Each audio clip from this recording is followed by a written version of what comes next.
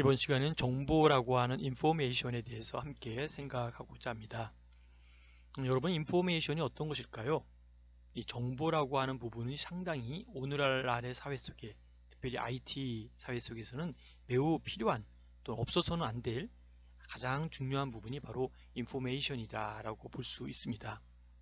그래서 인포메이션에 대한 매니지먼트, 정보 관리에 대한 개념을 한번 살펴보면서 과연 이 정보 관리가 우리에게 어떠한 영향을 주고 또 어떠한 의미를 담보하고 있는지 함께 생각하는 시간을 갖도록 하겠습니다. 강의의 김성철 교수입니다.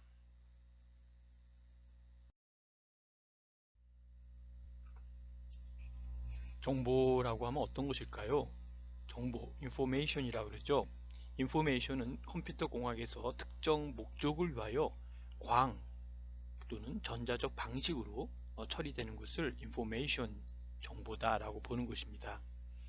다른 걸로는 뭐 부호라든지 문자라든지 음성이라든지 음향, 영상 이런 것들을 표현하는 모든 종류의 자료 또는 지식이다라고 볼 수 있는 것이죠. 그런 의미에서 우리가 정보 얘기할 때마다 우리가 이런 것들이 바로 정보였구나 우리가 생각하고 우리가 또 쓰고 있는 문자, 부호 또는 음성이나 음향 모든 것들이 영상까지 포함해서 이런 모든 데이터 자체가 지식이고 또 인포메이션, 하나의 정보다라고 하는 것을 기억하시면 될 것입니다. 그런 의미에서 이 정보라고 하는 것은 일반 용어에서는 사실 일반 용어에서부터 전문 용어까지 사실 다양한 뜻으로 사용하고 있다는 것이죠. 이를테면은 뭐 언어라든지 화폐라든지 또는 법률 또는 자연 환경 속의 빛이나 소리 또는 온도 또는 신경이나 호르몬 등의 생체 신호 등 정보의 원천으로부터 비롯한 모든 것을 인포메이션이다 라고 보는 것이죠. 사실 우리가 생각하는 정보라고 하는 그 갖고 있는 기본적인 나름대로의 관념과 생각보다는 굉장히 광범위한 의미로 정보라는 것이 쓰여지고 있습니다. 이러한 맥락에서 더 넓은 의미로 정보의 원천을 다루기 위해 정보가 다루어지는 상황도 바로 정보와 연결되어 있다라고 하는 것이죠.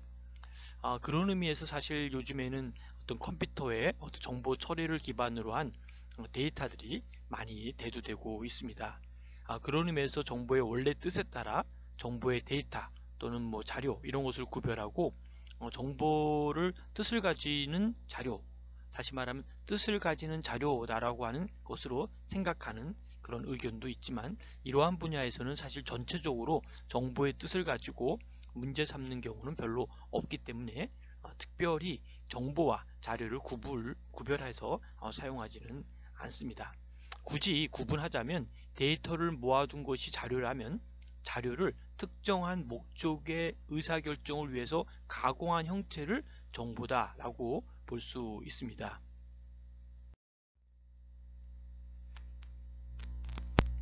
그런 의미에서 이제 훌륭한 정보는 무엇일까요?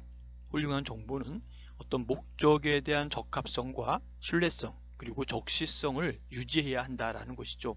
다시 말하면 목적에 적합한 부분이고 또 그 정보는 신뢰성을 갖고 있어야 된다는 것이죠. 믿을 수 없는 정보라면 정보가 아니라 오히려 독이 되는 것일 수 있고 또 문제를 야기시킬 수 있는 것이기 때문에 상당히 신뢰성이 매우 중요한 부분이 우린 정보다라고 하는 것이죠. 다음에는 적시성입니다. 타이밍에 맞게 적절한 상황에 맞는 그러한 시기에 맞는 정보여야 되는데 이미 뭐 오래전에 있는 정보라든지 또는 뭐 나름대로 옛날 과거의 것을 갖고 와서 이것을 정보다라고 했을 경우에는 그것은 적시성, 다시 말하면 here and now에 맞는 그러한 타이밍이 맞지 않는 것이기 때문에 이러한 적시성과 신뢰성, 그리고 적합성 이런 것들이 유지해야만이 우리는 훌륭한 정보다 이렇게 이야기할 수 있다는 것이죠. 적시성이라고 하는 것은 매우 중요한 정보를 다시 말하면 첩보로 따로 분류하기도 합니다. 그래서 가공을 통해서 비교적 장기간 활용이 가능한 정보를 지식으로 정의하기도 한다라는 것이죠. 그러니까 우리가 정보라고 하는 것과 첩보라고 하는 것으로 조금 차이가 있기 때문에 우리가 어떤 그 다른 나라에서 보면은 정보 뭐 이를 정보다. 우리나라에도 옛날에 뭐 중앙정보부 이런 정보부가 있었거든요. 그러니까 정보부가 지금 이제 다른 이름으로 바뀌었지만 이러한 의미로 볼 때는 정보라고 하는 것은 어떤 첩보라고 하는 의미로 이야기되고 있다는 것이죠.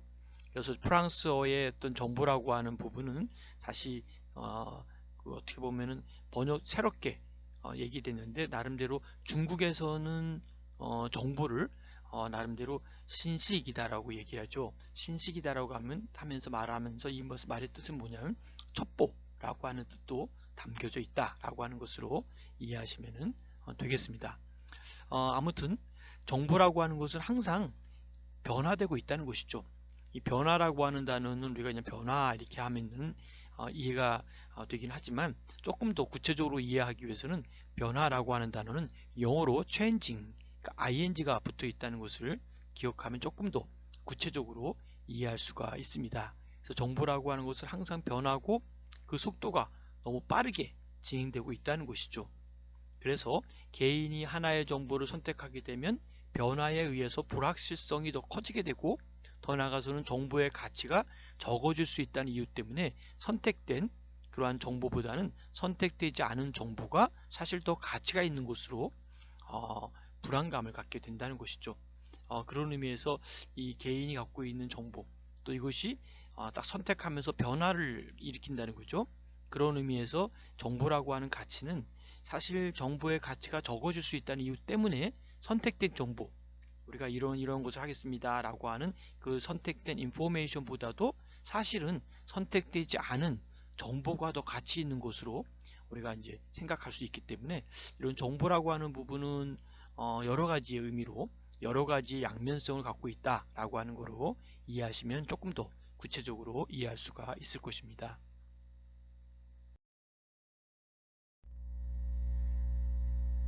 자, 여러분, 그러면 정보화 사회, Information Society는 어떤 것일까요? 정보화 사회는 이 정보를 가공하고 처리하고 또는 유통하는 거죠. 유통하는, 그러니까 가공과 처리와 유통하는 활동이 활발해서 사회와 경제의 중심이 되는 사회다라고 하는 것을 우리는 정보화 사회다라고 볼 수 있습니다. 그런 의미에서 이제 정보화 사회의 목적이 있을 텐데요. 그 목적은 어떤 것일까요? 왜 정보화 사회가 필요한 것인지, 특별히 정보에 대한 기술, 이 IT를 창조적이고 생산적인 방식으로 사용해서 국가와 국가 간의 경쟁 우위를 얻는 것이 바로 정보화 사회의 가장 큰 목적 중에 하나다라고 볼 수가 있습니다. 그런 의미에서 여러분, 정보 그리고 정보화 사회는 현대 사회의 특징을 나타내는 중요한 개념 중에 하나다라고 보는 것이죠. 저 사회가 현대화되었다라고 하는 것은 사실은 정보화 그리고 정보사회가 얼마만큼 발전되었는가라고 하는 것이 그 하나의 기준을 갖고 있다는 것이죠. 그래서 매우 많은 내용을 포함하며 그 정의도 사실은 다양한 것이 바로 정보화 사회가 갖고 있는 하나의 의미다라고 보는 것입니다.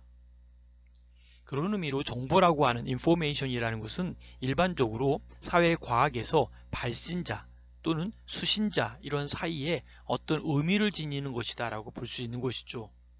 그런 의미에서 자연과학에서는 정보를 하나의 사상된 부호로서 이해할 수 있다라는 것이죠.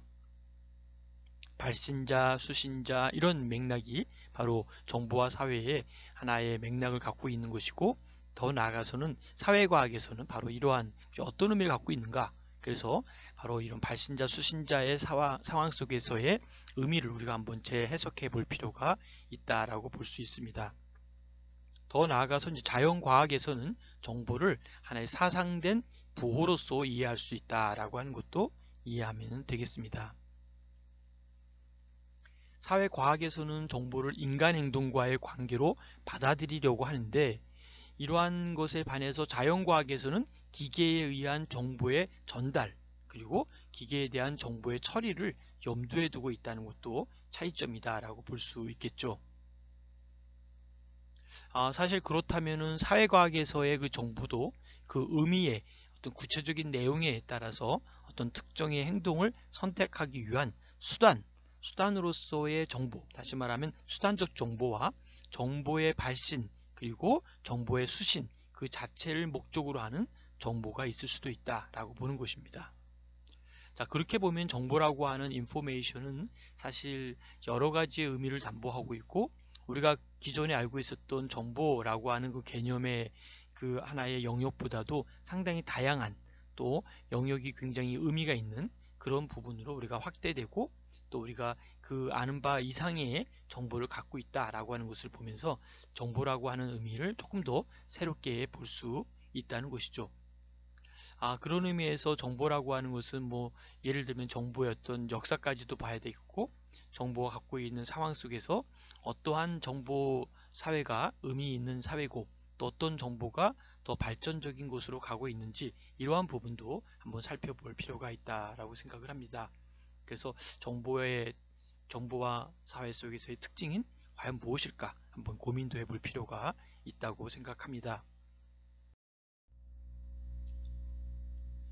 가장 일반적으로는 정보화 사회라는 말이 산업이나 또는 어떤 산업사회죠. 산업사회나 또는 농경사회라든지 또는 수렵사회 등과 같이 대비되는 개념에서 사용되기도 합니다.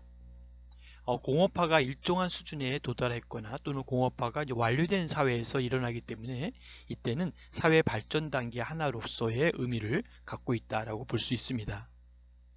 그렇다면 정보화 사회라는 용어는 사실 유의어가 좀 비슷한 단어가 여럿이 있는데, 이들 유의어는 정보에 관련된 단어를 수반하는 것이 사실 보통입니다. 우리가 보는 멀티미디어 사회, 또 디지털 사회, 지식 사회, 더 나아가서 정보 네트워크 사회, 글로벌 네트워크 사회 등 이러한 부분들이 바로 그러한 정보에 관련된 단어를 수반하는 그런 의미를 담보하고 있다라고 보는 것이죠. 자, 그런 의미에서 우리가 산업사회에 성립된 상황 속에서 이 산업사회가 성립되는 그 계기가 된 일련의 사건들을 우리는 뭐라고 그러냐면 산업혁명이다 라고 부르는 것이죠. 그럼 우리가 아는 바대로 산업혁명이라고 하는 그 뜻은 바로 어떤 것일까요? 바로 정보화 사회로 진행되는 과정을 우린 정보혁명이라고도 부르고 있습니다. 다시 말씀드리면 정보화 사회라고 하는 것은 그러한 맥락에서 보다 더 발전되고 보다 더 의미 있는 사회로 만들어지기 위한 하나의 과도기적인 부분이지만, 그 속에 담겨져 있는 뜻은 바로 이러한 어떤 단어적인 뜻도 있겠지만 그 사회적인 부분 속에서의 하나의 그거의 특징들, 다시 말하면 멀티미디어가 많이 발전된다거나 디지털이나 지식이나 정보의 네트워크나 이런 부분들이 같이 어우러져서 하나의 정보화 사회라고 하는 단어 속에 함께 공유하고 함께 사용되고 함께 연결되어 있다라고 하는 걸로 이해하시면 되겠습니다. 여러분, 정보화 사회에 대해서 많이 들어보셨죠? 정보라는 것은 바로 인포메이션이라는 것은 일반적으로 사회과학에서 발신자 또는 수신자 사이에 어떤 의미를 가지는 것이다 라고 할 수가 있습니다. 그리고 사회과학에서의 정보, 그 의미의 구체적 내용에 따라서 나름대로의 특정 행동을 선택하기 위한 수단으로 우리는 볼 수 있다는 것이죠. 그리고 정보의 발신과 수신 그 자체를 목적으로 하는 정보가 있다라는 것도 이해하시면 되겠습니다. 다음은 정보화 사회를 살펴보도록 하겠습니다. 정보화 사회의 정의도 정보와 마찬가지로 다양합니다. 주로 세 가지로 정의할 수 있는데요. 첫 번째가 질과 양 모두 풍부한 정보가 생산돼서 유통되는 사회를 정보화 사회다 이렇게 보는 것이죠. 두 번째는 이들의 풍부한 정보의 생산과 처리와 전달과 축적에 일정한 경제적 가치를 인정하고 직접 또는 간접으로 그 비용을 부담하고 또 부담하는 것이 하여튼 스트럭처, 구조를 이룬 사회, 그러니까 코스트를 비용을 부담하는 데 그것이 나름대로 구조를 이룬 사회다라고 하는 것이죠. 다음은 정보의 생산과 처리와 전달과 축적을 원활하고도 그다음에 효율적으로 행하기 위한 정보기기나 정보 네트워크가 급격히 발달하여 보급되는 사회라는 것이죠. 그것이 바로 오늘의 사회가 바로 정보화 사회다라는 것 여러분 충분히 인지하리라 생각합니다.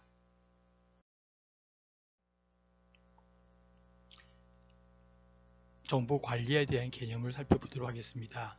정보 관리는 그대로 글자 그대로 인포메이션에 대한 매니지먼트다라고 이해하시면 되겠죠. 인포메이션 매니지먼트라고 하는 정보 관리란 조직을 어떻게 효과적으로 운영하고 또 적합한 정보를 획득하고 활용하고 저장하는 여기에 대한 원칙을 정하는 활동을 말하고 있습니다. 쉽게 말하면 그냥 프린스플이다 이렇게 이해하시면 되겠죠. 즉 조직에서의 어떤 정보 관리라는 것은 조직에 어떤 목표가 있지 않습니까? 그 목표 달성을 위해서 필요한 각종 형태의 두 가지 폼으로 공식적이든 비공식적이든 이런 여러 가지 그 채널이 있을 텐데 그런 공식과 비공식적인 이러한 자료와 정보를 수집도 하고 또 기록도 하고 기록만 하는 것이 아니라 분석과 전달과 배포 그리고 보관까지 하는 활동에 대한 체계와 절차를 말한다 이렇게 이야기하는 것이죠. 뭐 하나면 쉽게 더 얘기하면 인포메이션에 대한 시스템이다 이렇게 이야기하면 조금 더 쉽게 이해가 될 것입니다. 그리고 이 정보관리라고 하는 시스템이라는 것은 바로 조직의 목표 달성을 위해 개발된 정보 자원을 활용해서 각종 정보를 산출하고 또 제공하는 시스템으로 정의한다는 것이죠. 그래서 정보관리 시스템이라는 것은 정보 자원은 시스템의 지원 그리고 통합에 대한 처리 데이터베이스 그리고 처리 모형이라든지 절차로 구성되고 있다는 것이죠. 시스템 지원에서 컴퓨터와 통신망 그리고 하드웨어들 간에 소프트웨어의 자원이 포함된다는 것을 잊지 마시기 바라겠고요.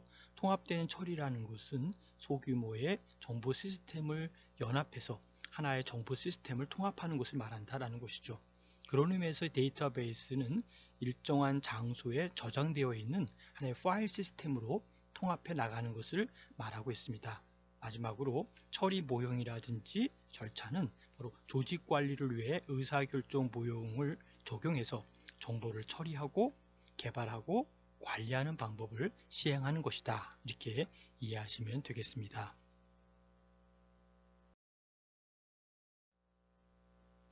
다음은 사회복지 정보관리의 필요성에 대해서 함께 살펴보도록 하겠습니다. 여러분 필요성은 왜 필요한지에 대해서 특별히 사회복지 영역에서 정보화의 필요성과 효과는 여러 가지가 있습니다. 그 중에 첫 번째로 본다면 업무의 효율성에 대한 증대다라고 보는 것이죠. 이 정보화를 통해서 볼 때 조직의 업무 효율성을 증대시킬 수 있는 부분인데요. 바로 사회복지 조직에서 일상적으로 반복되는 사무 업무를 컴퓨터를 이용해서 업무 절차를 간소화함으로써 예산과 인력을 절약하고 특별히 클라이언트에게 신속하게 서비스를 제공할 수 있는 부분을 바로 업무 효율성 증대의 필요성으로 볼 수 있습니다.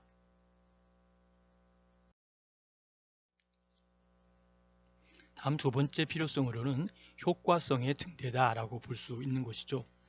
사회복지 서비스의 효과를 증대시킬 수 있는 것인데 바로 정보화 프로그램의 활용으로 사회복지사는 바로 의사결정에 필요한 자료를 제공받을 수 있으므로 클라이언트에게 적절한 서비스를 제공할 수 있다라고 볼 수 있습니다.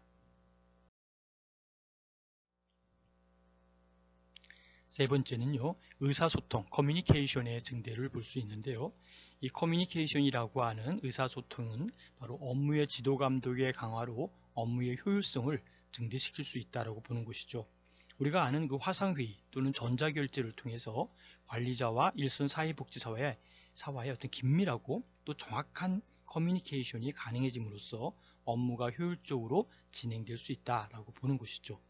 또한 중간관리자는 담당 사회복지사가 보고를 하지 않아도 전산상에서 업무 내용을 확인할 수 있기 때문에 사업의 진척사항을 정확하게 파악할 수 있고 분석할 수 있고 또 나아가서는 어떤 슈퍼비전을 잘 쓸 수 있는 이런 부분이 바로 커뮤니케이션의 증대를 갖고 오고 있다는 것이죠.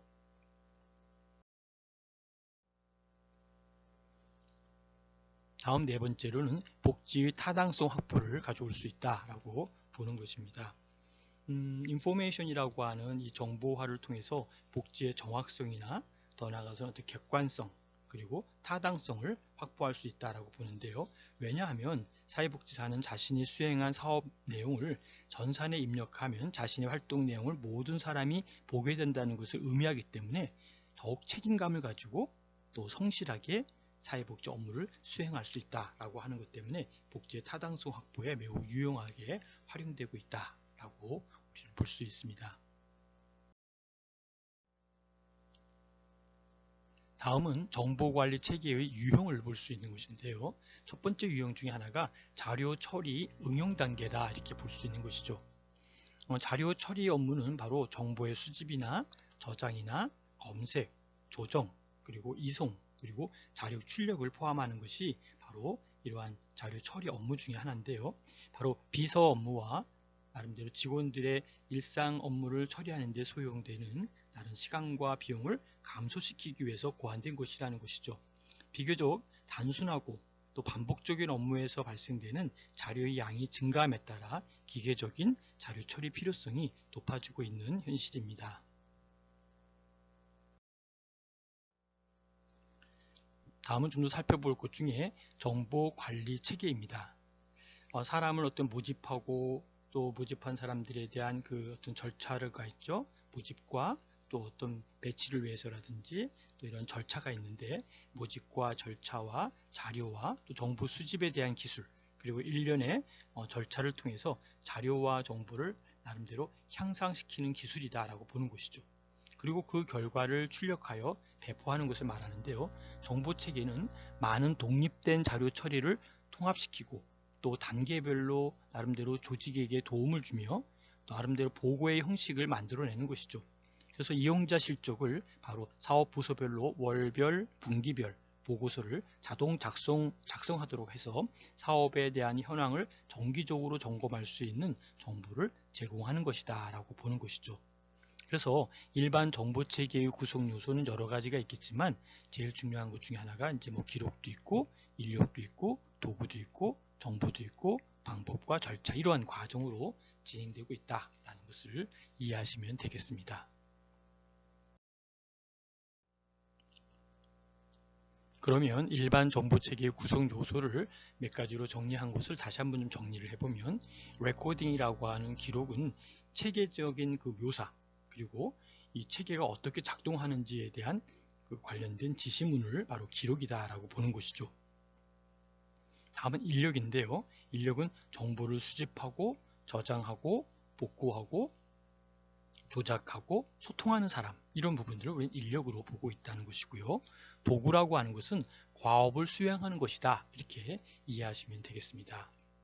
또 인포메이션 정보라고 하는 것은 나름대로 인력에 대한 공급 그리고 작업에 대한 시간 이런 것과 같은 것을 나타내는 특성, 수치, 상징 이런 부분들을 바로 우린 인포메이션 정보다 이렇게 이야기를 하고 있습니다.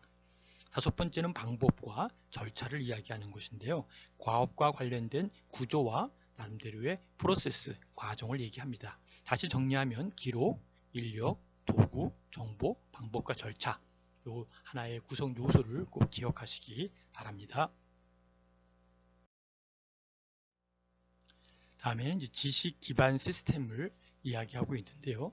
지식 기반 시스템은 어떤 것일까요? 바로 전문가 시스템과 나름대로 사례 기반 추론과 또 나가서는 자연 음성 처리로 이렇게 세 가지로 나누어 볼 수 있습니다. 하나씩 살펴보면 전문가 시스템이라는 것은 어떤 것일까요? 바로 사용자가 제공한 사실을 기초로 해서 컴퓨터 안에 저장된 지식을 응용하여 사례에 관련된 것에 관한 의사결정을 하는 것이죠. 쉽게 말씀드리면 컴퓨터 안에 지식이 저장되어 있는데 이걸 응용해서 그 사례에 관한 의사결정을 하는 부분이 바로 전문가라고 하는 프로페셔널 시스템이다 이렇게 볼 수 있는 것이죠. 그 다음에 사례를 기반으로 하는 것인데요. 사례 기반 추론이라는 것은 수천 개의 클라이언트 사례가 있죠. 예를 들면 뭐 인구 통계라든지 서비스 또 성과 이런 것들이 굉장히 많은 데이터가 있는데 이것을 조사하여 저장하고 그리고 이것을 저장된 사례 자료로부터 지식을 얻어내는 것이죠. 저장된 자료를 근거로 한다라고 해서 사례 기반 추론이다 이렇게 설명을 하고 있습니다. 다음은 이제 자연음성 처리라고 하는 것인데요. 그것은 이제 언어 테스트를 이야기하는 겁니다. 그래서 언어를 텍스트로 만들어 가지고 전환하는 음성기가 있는데 언어를 텍스트로 전환해서 전환 음성기나 또는 외국어 번역 테스트로 이제 이렇게 테스트기라 그러죠. 그 변환시켜 가지고 그것을 가지고 중심으로 이러이러한 사례가 있구나. 또 말로 들을 때와 텍스트로 보는 건 다르지 않습니까? 그래서 텍스트를 통해서 나름대로 그 지식을 평가하고 관리하고 연결시키는 이런 부분들이 바로 자연음성 처리다. 이렇게 용어를 정리를 했습니다.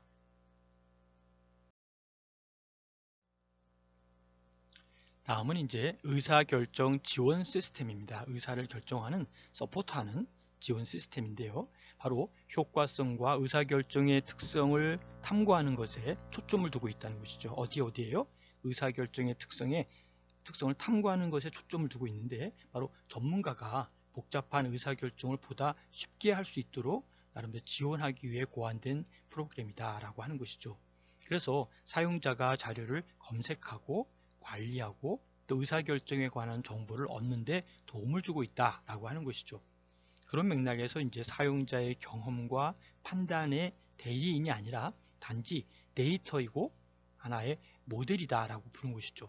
즉 다시 말하면 DSS가 다시 말하면 의사결정 지원 시스템이 이것이 의사결정을 하는 것은 아니고 바로 누가 할까요? 전문가가 직접 의사결정을 한다라고 하는 그런 부분에서의 여러분이 꼭 기억해야 될 부분이다 라고 볼 수 있습니다.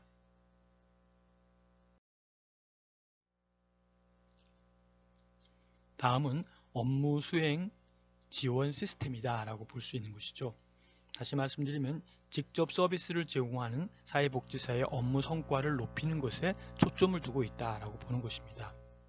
현장에서의 업무 수행 능력을 향상시키기 위해서 개발된 통합 정보 제공 시스템으로 다른 사람으로부터 최소한의 도움을 받아서 즉시 그 문제를 해결하거나 또 업무를 완수할 수 있도록 하는 것이다 라고 보는 것이죠. 다시 말하면 즉각적으로 성과를 증가시키는 데 목적이 있고 사용자가 업무 수행을 위해 특정한 정보가 필요한 경우 이를 즉각적으로 도와주는 것이다. 이렇게 이해하시면 되겠습니다. 여러분 정보와 사회 잘 들으셨죠? 정보라고 하는 것은 굉장히 중요한 부분입니다.